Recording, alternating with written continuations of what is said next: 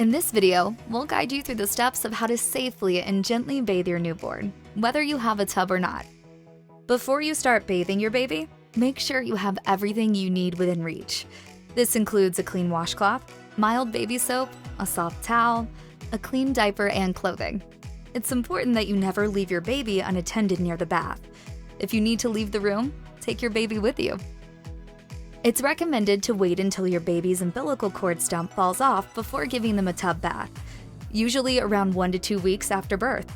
Until then, sponge baths are the safest way to keep your baby clean.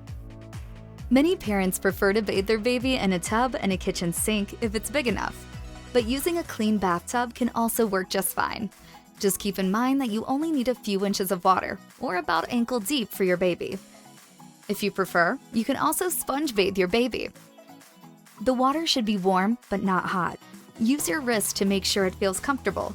If you have a thermometer, the water temperature should not be higher than 100 degrees Fahrenheit.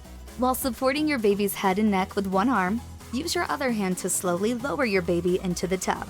Feet first.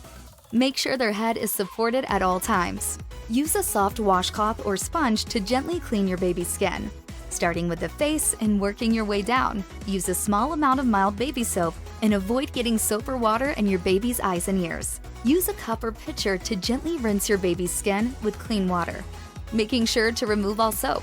Once you're finished, lift your baby out of the tub while supporting their head and neck with one arm. Carefully pat your baby dry with a soft towel, making sure to dry all the folds of their skin.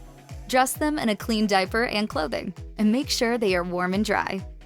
By following these simple steps, you can make sure that your baby is clean, comfy, and safe during bath time. If you found this video helpful, be sure to like and subscribe for more parenting tips from Enfamil.